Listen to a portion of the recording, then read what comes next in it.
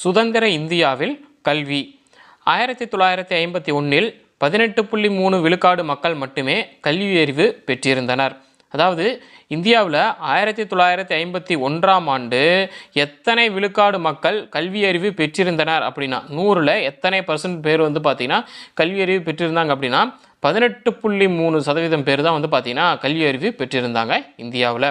அதில் ஆண்களின் கல்வியறிவு 27.2 விழுக்காடாகவும் பெண்களின் கல்வியறிவு 8.9 விழுக்காடாகவும் இருந்தது. அதாவது அந்த பர்சன்டேஜில் ஆண்களுடைய கல்வியறிவு எத்தனை விழுக்காடுனா 27.2%, பெண்களுக்கு பார்த்தீங்கன்னா 8.9 விழுக்காடாக இருந்தது. 1950 to 51 உயர்கல்வி நிறுவனங்களில் 2 லட்சம் மாணவர்கள் பார்த்தீங்கன்னா சேர்ந்திருந்தாங்க. இதை நோட் பண்ணிக்கோங்க. 1950 to 51 உயர்கல்வி நிறுவனங்களில் இந்தியாவில் எத்தனை மாணவர்கள் சேர்ந்திருந்தாங்க அப்படின்னா 2 லட்சம் மாணவர்கள் சேர்ந்திருந்தாங்க. அதே சமயம் பார்த்தீங்கன்னா 1951 இந்தியாவில் கல்வியறிவு பெற்றிருந்த மக்களின் விழுக்காடு எவ்வளோ அப்படின்னா 18.3%. அதில் ஆண்கள் பார்த்தீங்கன்னா 27.2%, பெண்கள் 8.9%. சரி, அப்புறம் பார்த்தீங்கன்னா உயர்கல்வியின் தரத்தை பேணுவதற்காக என்னென்ன பண்ணியிருக்காங்க அப்படின்னா 1956ஆம் ஆண்டு பல்கலைக்கழக மானியக் குழு அமைக்கப்பட்ட போது 58 பல்கலைக்கழகங்கள் செயல்பாட்டில் பார்த்தீங்கன்னா இருந்தது. அதாவது என்னென்னா உயர்கல்வியின் தரத்தை பேணுறதுக்காக பார்த்தீங்கன்னா 1956ஆம் ஆண்டு பல்கலைக்கழக மானியக் குழு பார்த்தீங்கன்னா அமைச்சிருக்காங்க. சரிங்களா? ஸோ ஒரு மானியக் குழு அமைச்சிருக்காங்க. ஸோ அதில் பார்த்தீங்கன்னா எத்தனை பல்கலைக்கழகம் அதில் செயல்பாட்டில் இருந்தது அப்படின்னா அந்த குழுவில் 58 பல்கலைக்கழகங்கள் பார்த்தீங்கன்னா செயல்பாட்டில் இருந்ததா சொல்ல வராங்க. சரி, அடுத்தது என்ன பண்ணியிருக்காங்கன்னா இந்திய தேசிய அரசு டாக்டர் ராதாகிருஷ்ணன் கல்விக் குழுவையும் டாக்டர் லட்சுமணசுவாமி முதலியார் தலைமையிலான இடைநிலை கல்விக்கான குழுவையும் கோத்தாரி ஆணையத்தையும் நியமித்ததில் அவை நாட்டின் கல்வி முறையை நவீனமயமாக்குவதற்கான நடவடிக்கைகள் பலவற்றை பரிந்துரைத்தன அப்படின்னு சொல்கிறாங்க. முதல்ல பார்த்தீங்கன்னா உயர்கல்வி தரத்தை பேணுறதுக்காக பார்த்தீங்கன்னா 1956ஆம் ஆண்டு ஒரு பல்கலைக்கழக மானிய குழு பார்த்தீங்கன்னா அமைச்சாங்க. அதில் மொத்தம் 58 பல்கலைக்கழகங்கள் செயல்பாட்டில் இருந்திருக்கு. இதை நோட் பண்ணிக்கோங்க. 1956ஆம் ஆண்டு பல்கலைக்கழக மானிய குழு அமைக்கப்பட்ட போது எத்தனை பல்கலைக்கழகங்கள் செயல்பாட்டில் இருந்தன அப்படின்னு கேள்வி கேட்டாங்கன்னா 58 பல்கலைக்கழகங்கள்.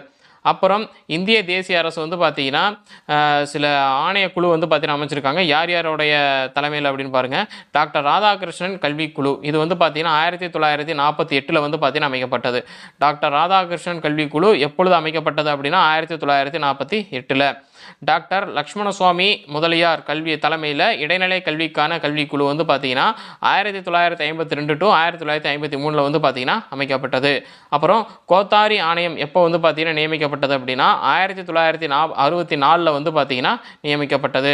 முதல்ல டாக்டர் ராதாகிருஷ்ணன் கல்விக்குழு 1948, டாக்டர் லட்சுமணசுவாமி முதலியாருடைய இடைநிலை கல்விக்கான கல்விக்குழு பார்த்தீங்கன்னா 1952 to 1953. அப்புறம் கோத்தாரி ஆணையம் 1964 பார்த்தீங்கன்னா நியமிக்கப்பட்டது. இப்படி நியமித்ததில் இது எல்லாம் நாட்டுடைய கல்வி முறையை நவீனமயமாக்குவதற்கான நடவடிக்கைகள் பலவற்றை பரிந்துரைத்தன. இவங்க எல்லாமே பார்த்தீங்கன்னா ஒரு ஜாம்பவான்கள் தான் இருப்பாங்க படிப்பில். சரிங்களா?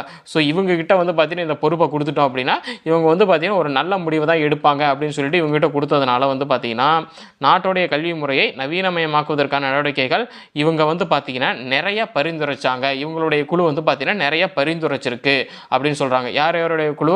டாக்டர் ராதாகிருஷ்ணன், டாக்டர் லட்சுமணசுவாமி முதலியார், அப்புறம் கோத்தாரி. சரி, இங்கே கீழே பார்த்தீங்கன்னா ஒரு தகவல் கொடுத்துருக்காங்க.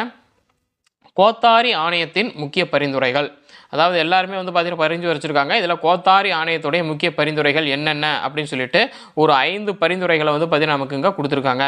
முதல்ல பார்த்தீங்கன்னா 1+2+3 கல்வி முறை.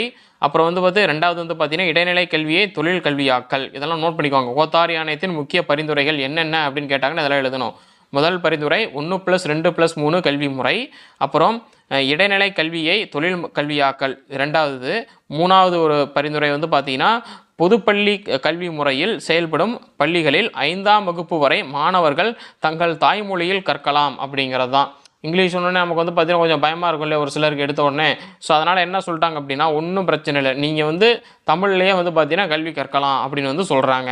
பொதுப்பள்ளி கல்வி முறையில் செயல்படும் பள்ளிகளில் 5ஆம் வகுப்பு வரை, அதாவது பார்த்தீங்கன்னா இப்போ தொடக்கப்பள்ளி 5ஆம் வகுப்பு வரைன்னு போட்டிருக்காங்க இல்லைங்களா? ஸோ அந்த மாதிரி 5ஆம் வகுப்பு வரை மாணவர்கள் தங்கள் தாய்மொழியில் கற்கலாம் அப்படிங்கிறது. 4வது பரிந்துரை என்ன அப்படின்னா 6லிருந்து 14 வயதுள்ள குழந்தைகளுக்கு இலவச கட்டாய கல்வி அப்படின்னா என்ன அர்த்தம்? நீங்கள் இங்கே பிறந்துட்டீங்க அப்படின்னாவே கட்டாயமாக நீங்கள் படித்து தான் ஆகணும்.